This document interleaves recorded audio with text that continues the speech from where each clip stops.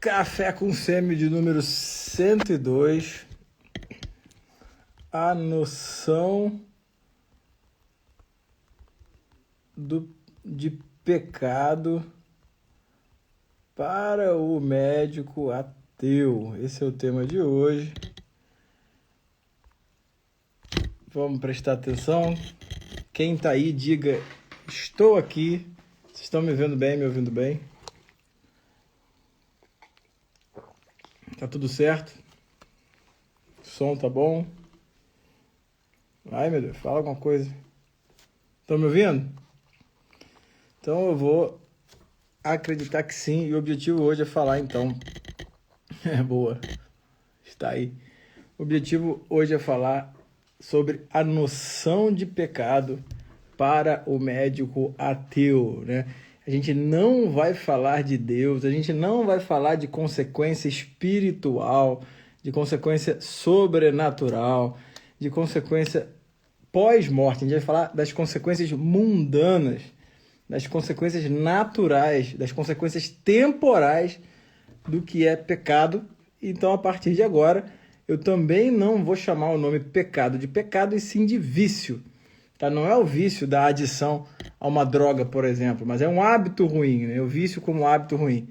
Então, para que o médico ateu não se sinta ali, sei lá, desprestigiado com o nome pecado, ou fique muito atormentado com a possibilidade de existir algo sobrenatural na qual ele não acredita, eu vou falar das consequências mundanas e falar um pouco dos vícios capitais, tá? E de como a gente pode rastrear essas consequências. E quando a gente fala de vício capital, evidentemente a gente vai acabar chegando na lista dos 7 vícios capitais, dos 7 pecados capitais. Inclusive tem um filme com Brad Pitt chamado Seven, que é bem legal, né? E essa noção de que existem vícios comportamentais na natureza humana, existe uma inclinação natural do ser humano ao mal, uma inclinação mundana, hein? Então eu vou repetir, eu não vou falar de consequência espiritual, é uma consequência mundana, é uma inclinação mundana, né? Onde essas consequências se dão por paixões humanas, né? Por paixões que inclinam o ser humano para situações que neste mundo levam a consequências ruins, né? Ruins mesmo, né? Por exemplo, se a gente for listar a preguiça como um vício, né? Independente de você acreditar no mundo espiritual ou não, a preguiça, tá? A preguiça, ela inevitavelmente, para quem vive na preguiça, ela vai levar à malícia, ao rancor, ao desânimo, à desesperança, a mente dispersa em pensamentos proibidos. Não é proibido no sentido espiritual só, é proibido mesmo.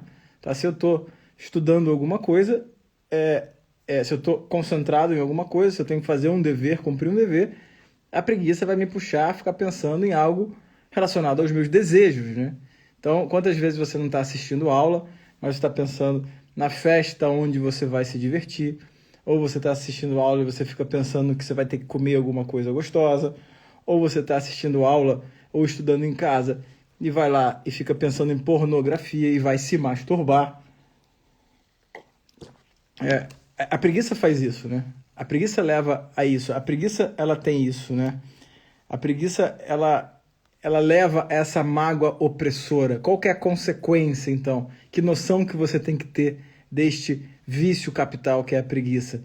É que a preguiça, quando cultivada e quando não combatida, ela leva a uma mágoa opressora que faz você desistir do que é bom e do que vai te fazer bem. Olha que coisa bizarra, né? Olha que problema. Olha que definição, né, de preguiça. O que a preguiça faz? A preguiça, ela leva a uma mágoa opressora que faz desistir do que é bom, né? Então, quando você está ali sem saber que se a medicina é para você o seu caminho, se aquela vocação que antes te entusiasmava agora te causa tanta dúvida, né? Se dá aquela vontade de desistir do que um dia para você fez sentido, talvez seja o cultivo de um vício, né? Que é a preguiça. E a preguiça não é só a preguiça daquele Garfield, né? Exatamente, aí você passa a achar que não serve para nada. Isso aí é uma consequência da preguiça mesmo, né? Você se afasta do que é bom e você passa a achar que não serve para nada. É uma mágoa opressora, né? Aquela coisa que te oprime, você fica magoado, e aí essa mágoa opressora leva à malícia, ao rancor, ao desânimo. Você começa a achar que as pessoas são melhores do que você começa a ter ali um rancor, né, com tudo que te acontece, e começa a culpar o mundo também pelos seus problemas, né? E aí é o seguinte, né? Não tem só a preguiça, aquela preguiça Garfield de ser, né? Tem a preguiça ativa, que às vezes é até mais grave, né? Se, por exemplo, você tem que estudar, mas arruma o seu quarto para faxinar, né? Se você tem que estudar e, sei lá, falar, não, é melhor, eu tenho que passear com o cachorro, ou você tem que estudar e fica no celular vendo coisa, isso é preguiça, né? Se você tem que estudar e fica arrumando motivo para fazer exercício, afinal eu tenho que fazer exercício ao invés de estudar. Se você tem que ficar com a sua família e fica ali no celular o tempo todo, isso é uma preguiça. Isso é preguiça ativa, né? E aí, no final das contas, você vai ter uma série de consequências, né, mundanas para isso. Então, quais são, por exemplo, as consequências mundanas ali diretas da preguiça, né? Que é essa mágoa opressora que te afasta do que é bom. É uma displicência quanto aos deveres do trabalho. Você vai começar a achar que os deveres do seu trabalho são desnecessários, que a matéria que está sendo cobrada para você na prova ou a aula que está sendo dada, você não vai usar nunca aquilo. Você começa a questionar por que você está fazendo aquelas coisas, né? A sua mente fica vagueando por uma série de pensamentos que não aquele do momento.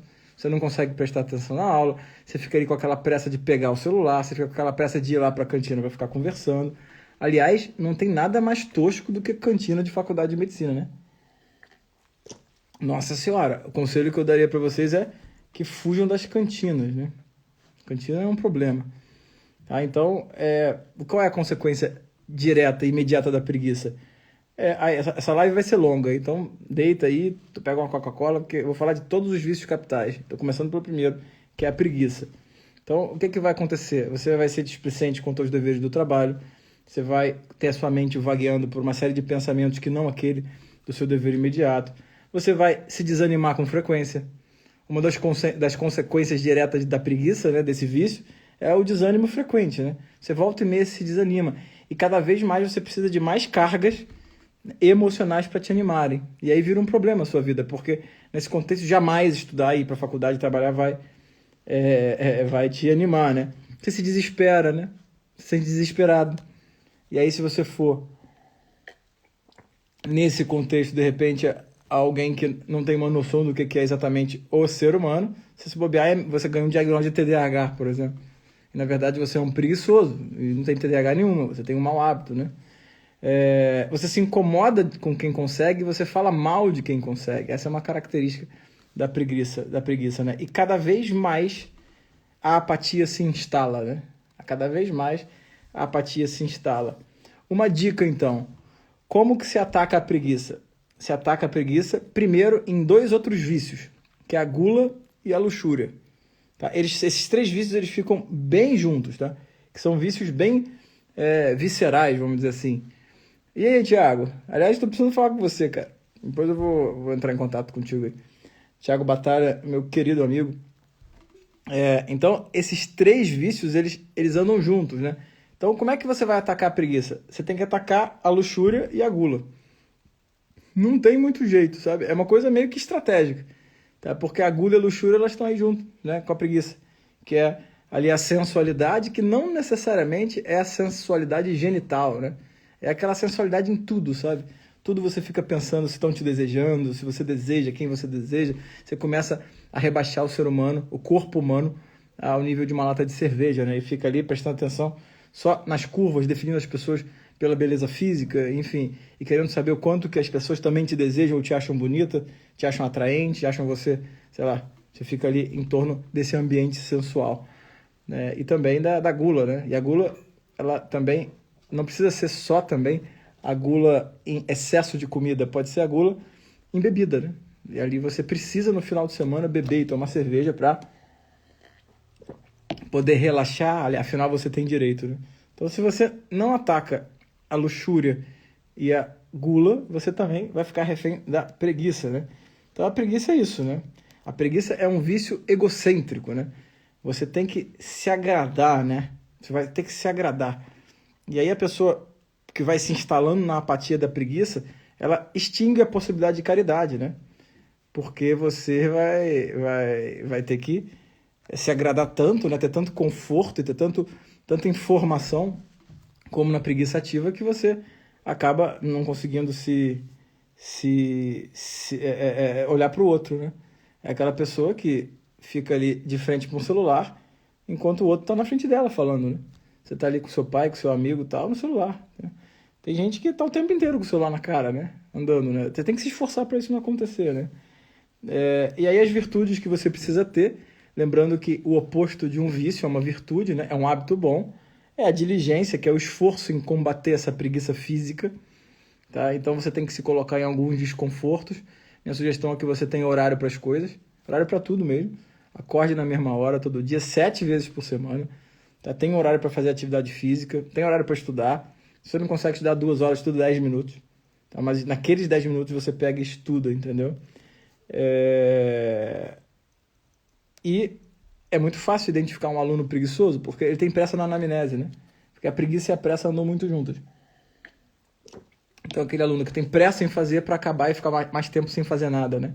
Aquela pessoa que faz lá uma anamnese porcaria, porque ela prefere ficar sentada esperando o staff passar, conversando de outras coisas, do que fazer uma boa anamnese. Isso aí é a preguiça.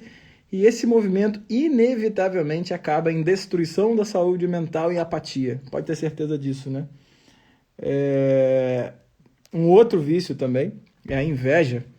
E aí a inveja é interessante, porque a inveja, se a preguiça, por exemplo, ela leva à tristeza, à apatia, se a preguiça leva ali aquela mágoa, é aquela mágoa opressora que te faz desistir de algo bom, né? A inveja, ela é chamada do vício justo, né? A inveja é o vício que ninguém admite que tem, né? Você até fala que é preguiçoso, fala que é, sei lá, é guloso e tal, mas invejoso ninguém fala, né?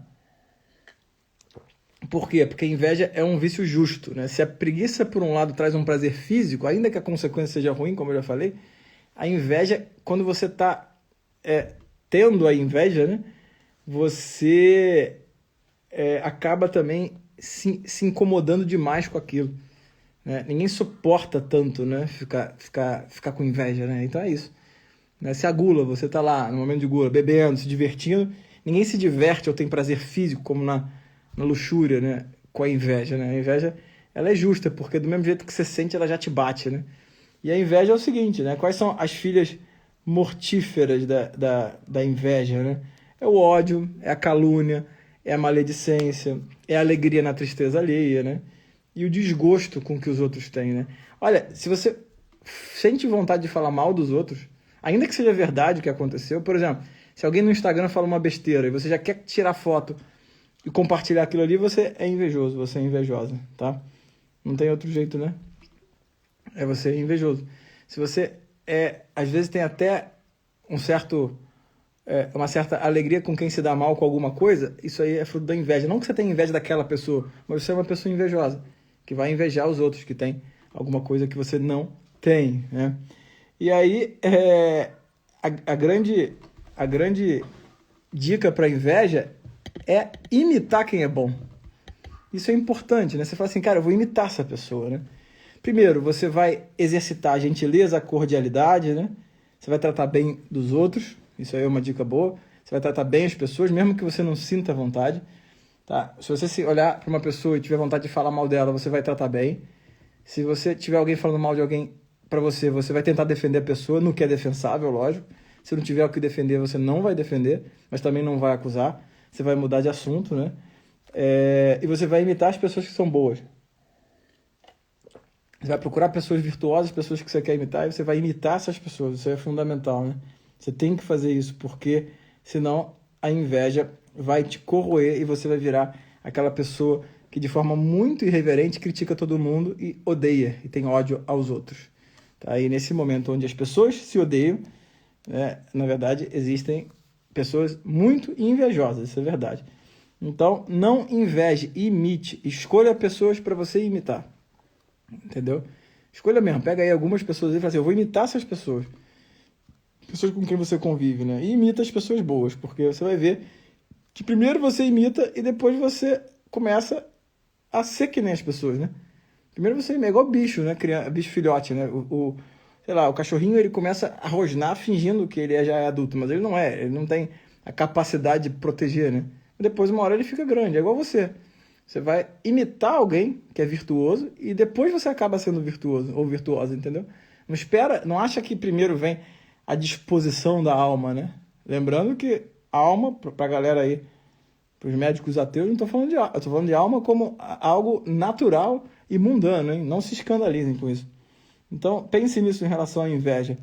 A avareza, por exemplo, né? Também é um outro vício, né? Ela é um problema grave, porque na medicina, quando o dinheiro chega, né, a moralidade afrouxa, né?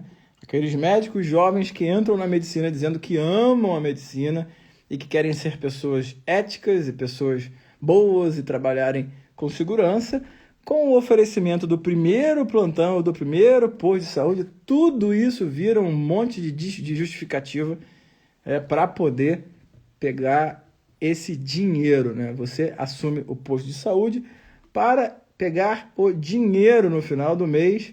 Isso não é nenhum problema. O problema é que você tem que estar apto para isso, né? Você pega o plantão de emergência na sala vermelha e as pessoas morrem mesmo, tá? Porque as pessoas chegam lá com gravidade e você não tem experiência. Mas paga bem, né? E aí a avareza, por que eu estou falando disso? Ela leva à traição, né? E a primeira traição, e a mais grave, a pior mentira, como diria Renato Russo, né? É mentira para você mesmo, né? Então, leva à traição de quê? De você mesmo, né? Você acaba se traindo, né? E arrumando várias justificativas para essa traição, né?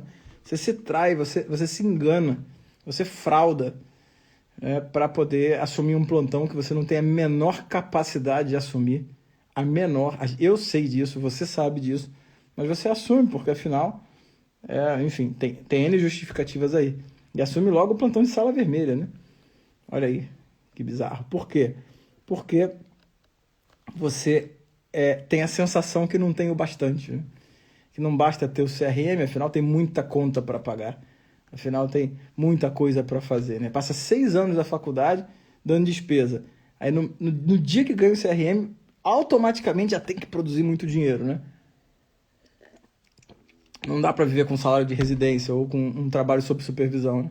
Porque, porra, se você gasta aí, sei lá, 8 mil por mês de faculdade e quando você se forma, de cara você já deixa de gastar 8 mil. Se você ganhar, sei lá, 2 mil, que é um salário da residência, no final das contas é um saldo positivo de 10 mil, né? Não tem conta. Eu não tô dizendo que não tem conta para pagar. O João tá botando, coloca a conta nisso e tá rindo. Eu sei que tem conta para pagar, mas não nesse preço, né? No preço do trabalho mal feito, né? E aí acaba tendo a busca por mais, mais plantão, mais dinheiro. E nunca você acha que tem o dinheiro bastante. O maior problema da inveja... Ó o Vinícius aí, você tá sumido, hein, cara? Tô te esperando aqui sexta, hein? Nunca para a avareza o que existe de material é suficiente, né? Nunca. Mas se você tem essa sensação que nunca tem o dinheiro bastante, tem alguma coisa errada, né? E a consequência é a traição, né? É a traição mesmo, sabe? Então, tem que tomar muito cuidado com isso, né? No final das contas, na medicina, a consequência da avareza é a insensibilidade com a pobreza dos outros, né? Essa insensibilidade com o outro, tá? A avareza leva à insensibilidade. O paciente deixa de ser um sujeito, ele vira, né, uma coisa que vai te pagar alguma coisa, né? Vai te pagar um dinheiro, né? Então isso é importante, né? E você tem que pensar, uma dica em relação à avareza, que o dinheiro é que nem a espada de um soldado, né? Você tem que usar quando você precisa, né? Você tem que ter uma vida que ela não é refém do dinheiro, né? Se você aumentar muito os seus custos, né? E aí médico tem essa mania de falar que dinheiro tem que trabalhar para ele, né? O médico adora um empreendimento, um investimento, né? Para poder ter o dinheiro trabalhando para ele mesmo, né? E na verdade o dinheiro é que nem uma espada, né? Você tem que espada do soldado, né? E você tem que usar quando você precisa, né? E defina muito bem o que você precisa, né? Não espera você perder a saúde, não espera a sua vida virar um caos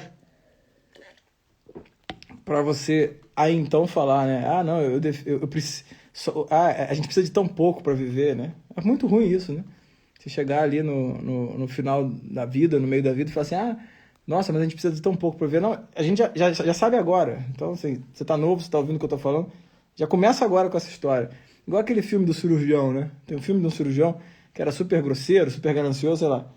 E aí passa ali, depois quando ele fica doente e tem a experiência de ser doente, ele muda o jeito dele, né? Pô, não vamos esperar isso, né? Esse filme ele é bom, mas não vamos esperar da merda pra ver, né, que dá pra gente ser bom. Vamos buscar isso logo, né? E se a consequência da preguiça é a tristeza, a consequência da inveja é o ódio, a consequência da avareza é a insensibilidade. Você passa a ficar insensível aos outros, né? Por exemplo, você dá um plantão de emergência e fica insensível ao cara que chega séptico e você não identifica, ao cara que chega com uma dor torácica, você sabe que tem que internar, mas acaba dando alta, né? Você fica ali insensível mesmo, né? Vamos à vanglória. A vanglória é aquela glória vã, né? É a glória que damos a nós mesmos, né? Por algo que não está em nós. Ou por aquilo que está em nós e não merece ostentação. E aí é bom a gente pensar nisso, né? A gente não deve se vangloriar do que não é nosso, do que não está em nós. E a gente também não deve se vangloriar do que está em nós, porque não merece, né? A gente não tem que ostentar, porque a gente não fez nada na prática para isso, né? A gente não fez nada, no final das contas. Eu não estou indo contra a meritocracia, não, mas eu acho que a meritocracia ela entra em alguns contextos bem específicos, mas de modo geral, as condições onde a pessoa nasce, a forma como ela nasce, elas definem muito o que a pessoa vai ser, né? E ninguém fez nada por isso, né? Eu não fiz nada para eu ser eu, você não fez nada para você ser você, né? E médicos, de modo geral, nós médicos buscamos as glórias da pior maneira possível, né? Que é a glória sobre a vida humana, né? É se ficar se vangloriando daquela história, né? Doutor, Deus no céu, o Senhor na terra. Fuja disso, né? Cuidado com esses elogios, né? Porque a vanglória, ela é parente da inveja. Quem gosta muito de ser elogiado vai se incomodar quando os outros são elogiados, né? Quem gosta muito de ter vai invejar a glória do outro, né? Vai invejar o que o outro tem, né? Então a gente vai ficar incomodado com os outros, né? Então a glória vã é isso, é a vanglória, né? Que é buscar glória pelas coisas erradas, pelas pessoas erradas e pelas razões erradas, né? Esse é um problema sério. Como é que vem a glória na medicina? Quando você compreende que é um serviço ao outro e é uma glória oculta, né? De preferência, quando você fizer muito bem feito o seu trabalho, faça de forma silenciosa, sem ficar ali cacarejando em cima daquilo, tá? Fazer isso e servir ao outro não significa que você não vai ser remunerado por isso, não tem nada a ver. Você tem que ser justamente remunerado. E eu desejo que você ganhe muito dinheiro, tá? Não tem nada a ver. Lutar contra os vícios não significa lutar para não ganhar dinheiro e ter uma vida, né, sem condição material. Não tem nada a ver uma coisa com a outra. Você pode ficar rico, você pode ter dinheiro com um trabalho justo, bem pago, mas você tem que buscar a glória por fazer o serviço bem feito e de preferência anônimo, né? De preferência que só você perceba o quanto cuidadoso você foi com mínimos detalhes da consulta, que muitas vezes o paciente às vezes nem percebe. Muitos pacientes eles valorizam a pessoa por ela ser simpática, né? Então, presta bastante atenção com isso, né? Qual que são os sinais aí da vanglória, né? Se você busca a atenção e a aprovação dos outros, né? Se você está ali, né, querendo saber se a pessoa gosta de você, ou se a pessoa te acha inteligente, ou se a pessoa te acha boa, né? A vanglória leva à falsa humildade, né? Aquela pessoa que gosta de mostrar que é humilde e aquela pessoa que tenta fazer inveja nos outros, né? A rede social é o grande altar da vanglória, né? A gente ali mostra fotos de como somos bonitos, como temos corpos belos, que nem são tão belos assim. Vamos falar a verdade, uma pessoa bonita de verdade é difícil encontrar, né? Essas mediciners aí que eu vejo, eu nunca vi nenhuma bonita mesmo, né? É tudo produzida, parece umas Barbies. E, sinceramente, eu não vejo beleza nisso. E é todo mundo tentando ali mostrar um pouquinho mais do que você vê na vida real. É todo mundo gente normal, que nem eu, que nem você. Não tem nada disso aí, né? Mas Gisele Bündchen é 1 em 1 bilhão aí, né? Então, vamos parar com essa palhaçada aí de ficar se vangloriando. E aí, a vanglória, né? Que é essa busca pela coisa errada, pela glória da coisa errada, ela leva a desobediência, a hipocrisia, a teimosia, a discórdia, a excentricidade, né?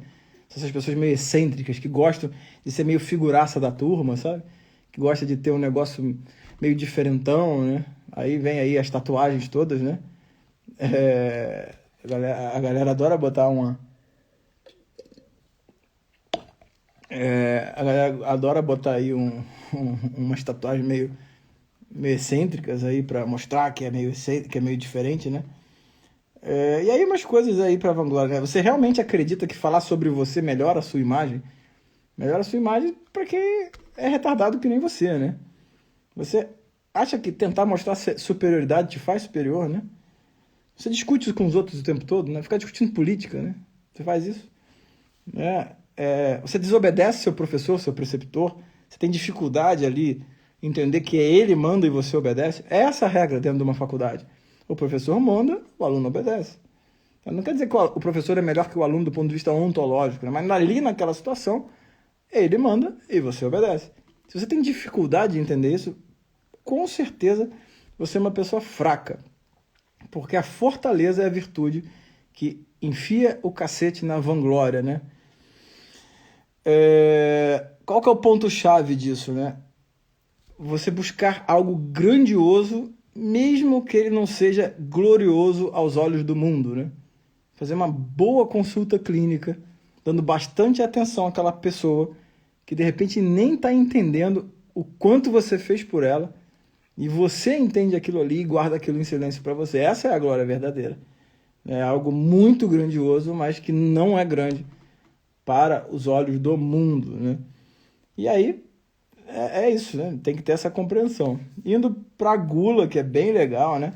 Se a preguiça leva à tristeza, se a inveja leva ao ódio, se a avareza leva à insensibilidade, se a vanglória leva à desobediência, a gente vai agora para o primeiro vício carnal, né? Você está muito cheio e empanturrado para poder se dedicar a alguma coisa. Afinal, você só pensa em comer e beber, né? Não em quantidade, pode ser só em qualidade, né? Então você está aí tão à vontade, com essa comilança toda, com essa bebelança, com essa fissura por vinho, com essa fissura por essas comidas diferentes, por restaurante e tal, que você não tem tempo, né, para fazer alguma coisa grande, né? E não acha que gula leva só à obesidade, à bulimia, né? A gula é uma desordem dos desejos, né? Que obviamente não é só por comida, né? É uma maneira de deixar a razão de lado para comer. E olha, se você deixa a razão de lado para comer, você vai deixar a razão de lado para um monte de outra coisa, né? Isso aí é importante você entender. E o que acontece com a gula, o que acontece com a bebida e a comida de forma desordenada? Ela leva a uma alegria irreverente, né? Com a bebida fica mais fácil entender, né? É uma alegria irreverente, é uma baixeza, né? É a impureza, né? É ficar falando aí um bando de besteira, né? É a verborreia e, obviamente, o embotamento da inteligência.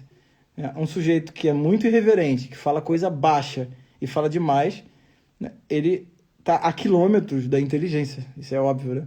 Então, comer demais, né?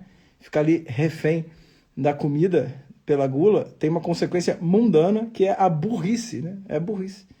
Então, quem bebe demais e come demais é burro, é simples assim, né? E, no final das contas, né?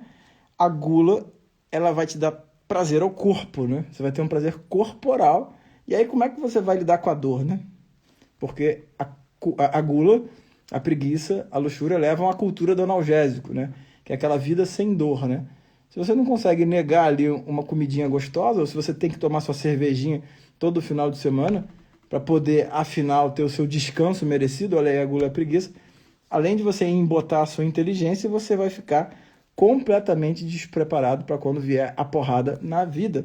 Não tem jeito, né?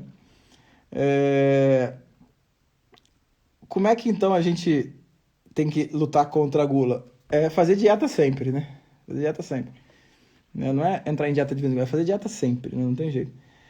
É algo duradouro, né? É comer um pouquinho menos. Comer um pouquinho menos do que você quer, beber menos, né? Comer mais do que você não gosta e menos do que você gosta o tempo todo sempre, né? E ficar lutando também contra a luxúria e contra a preguiça, né? E que você tem que ter um apetite, né? O seu apetite tem que ser canalizado para o que presta, que é a busca por conhecimento. Esse que é o apetite, né? A busca por conhecimento. Porque se você tem essa gula toda para comer e para beber, para ficar falando baixaria, ou ficar ali falando qualquer coisa, né? E aí, o grande símbolo disso é o boteco, né? Ficar no boteco. E aí você fala assim, mas eu gosto de boteco. Claro que gosta, né? É legal mesmo, né? A gente tem na nossa natureza uma inclinação natural ao vício, né? Então tudo isso que eu estou falando é melhor mesmo. E de imediato, né, lutar contra o vício é um esforço ativo, né? Deixar o vício solto é só você não fazer nada. É só você deixar a maré, né? É só você deixar a turminha, os miguxos chamarem. Que aí o vício afrouxa mesmo. Então, mas eu adoro ficar no boteco com meus amigos. É verdade, eu sei disso, né? E aí vocês só falam besteira, só falam de baixaria. Você fica irreverente porque você bebe. E depois, no dia seguinte, você acorda meio angustiado, né? Aí quer fazer resenha, aí quer de repente voltar pro bar, né? E aí, domingo é muito ruim, né? Porque, nossa, como é que eu não gosto de domingo? A tarde de domingo me dá angústia porque não dá pra ir no bar. Aí segunda-feira começa, você entra no modo ali, engatado na terceira marcha, e toca essa vida, né, com a inteligência completamente embotada, né? E aí você perde o apetite por conhecimento, né? Vira um palpiteiro de plantão, né? Que fala sobre tudo sem a menor profundidade. Fica falando um bando de merda por aí, a verdade é essa. E depois fica com a inteligência completamente embotada. Sexto é a luxúria, né? E aí é o pecado, né? É o vício que ameaça o que a gente tem de mais íntimo, né? E são as tentações mais frequentes da nossa época, né? Tem luxúria o tempo todo. Basta entrar no YouTube para botar um vídeo, sei lá, de qualquer outra coisa e aparece alguém rebolando, uma mulher rebolando. E a sensualidade está em todos os lugares, né? E não é só sensibilidade pesada, é sensibilidade sutil, né? É aquela curva, é aquele jeito de falar, é aquele olhar, é aquela brincadeirinha que você faz, né? É aquela piadinha que o professor faz com a aluna, é aquele jeitinho que a aluna, que a professora olha para o aluno, e fica esse joguinho de sensualidade, que é só a ponta de uma cadeia, que vai acabar ali no rebaixamento do corpo do ser humano, né? O nível de uma lata de cerveja que não serve para nada, né? Que eu posso ficar trocando o tempo todo. E aí é muito triste, porque famílias desmoronam por causa disso, né? Desmoronam mesmo, né? Crianças aí pagam um preço muito alto por esse vício que afeta tanto as famílias, né? Porque se perdoa a gula, se perdoa, sei lá, a preguiça, mas pô, quando mexe com luxúria, né, já entra uma outra pessoa e entra a traição, né, traição conjugal, e vira uma merda aí quase que irreparável, né? Outra consequência grave, mundana da luxúria é a incapacidade de entender o que é uma vida conjugal, né? As pessoas acham que a vida conjugal vai ser igual um filme pornô, né? Afinal, elas são ali intoxicadas por pornografia o tempo todo, né? Então, o que tem de gente aí que fica obcecado por pornografia, que tem que consumir pornografia todo dia, né? Toda hora, e aí não consegue entender que a vida conjugal, ela não é isso, né? Vira um problema. E aí pessoas mais velhas ali, com 25, 30, 40 anos de idade, consomem pornografia há 20 anos, né? Eu tenho testemunhos disso, né? Pessoas que consomem pornografia há 20 anos, né? E sempre deixaram aquilo meio de lado, como se não fosse tão importante, entendeu? Ah, é só um hábito. Afinal, meus amigos também consomem, né? Tem aqueles grupos de WhatsApp que ficam mandando vídeo. E as pessoas consumindo pornografia há 20 anos, né? Diariamente, né? E chega lá, aos 40 anos, e fica completamente anestesiado, né, para a vida a dois, incapaz de olhar para o seu esposo ou para a sua esposa de uma forma normal, né? E aí vira ali um horror, né? Um horror.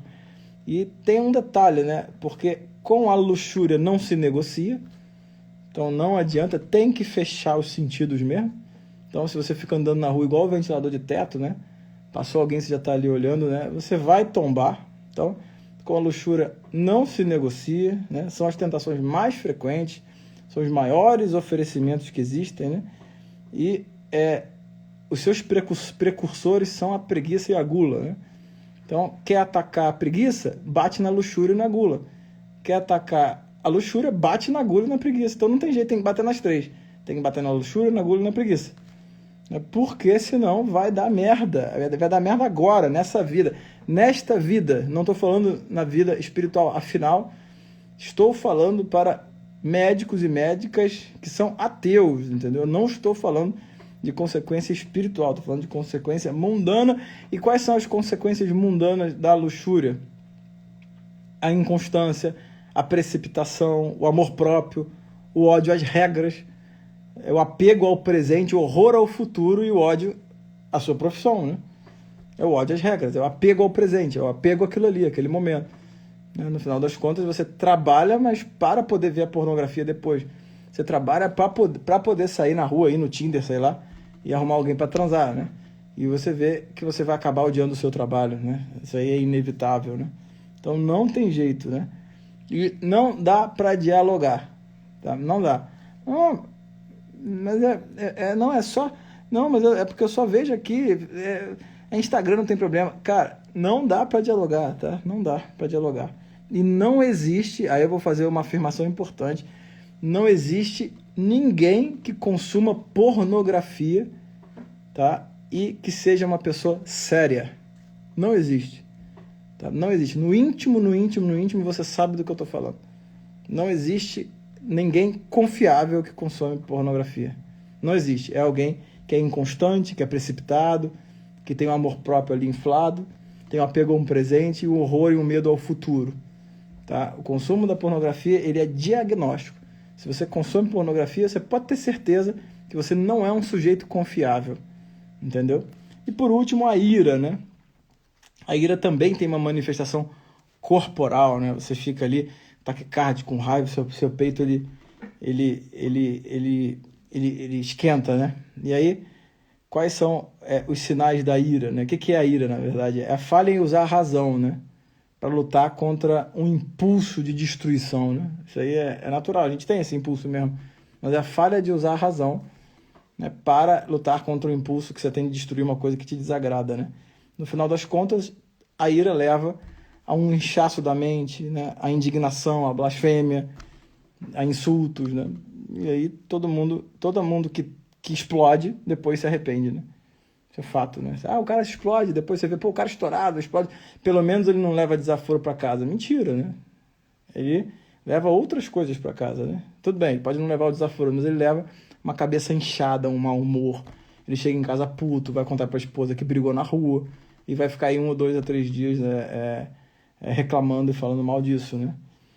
E por último, assim, quem é você, né, para ficar estourando com os outros na rua, né? Imagina se as pessoas se estourassem e ficassem paus da vida com você da mesma maneira que você fica, né? Quem você pensa que é para ficar dando ataque de pelanca na rua, né? Pelo amor de Deus, né? E a ira é isso, né?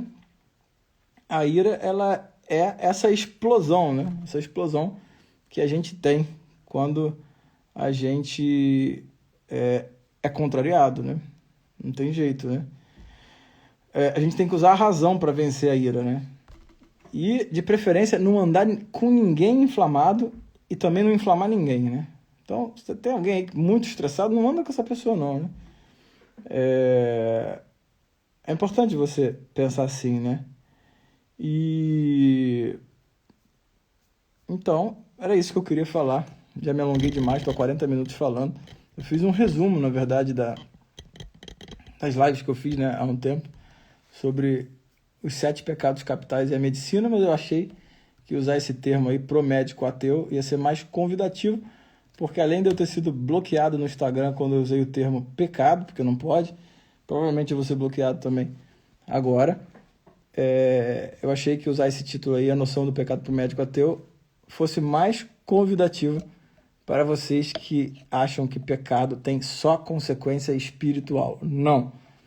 Os vícios, eles têm consequências mundanas, é no mundo, é aqui e agora, é amanhã. E normalmente, quando você perde a paz, se você rastrear, você vai encontrar um vício. O Heron falou que é enfermeiro ateu. Para você que eu fiz isso, cara. É para você que eu fiz essa live mesmo, né? Para você entender que existem as consequências mundanas dos vícios, né? E só para apimentar a discussão, se a consequência mundana dos vícios é desse jeito, né? Como é que é a consequência mundana das virtudes, né? Qual é a consequência mundana de você experimentar uma vida pela busca das virtudes e conquistando as virtudes, né? É o contrário disso tudo, né? E se, somente se, existir consequência espiritual para uma vida virtuosa, né? Aí a gente acaba no céu mesmo, né? E que é esse o objetivo no final das contas. Valeu, galera. Um abraço.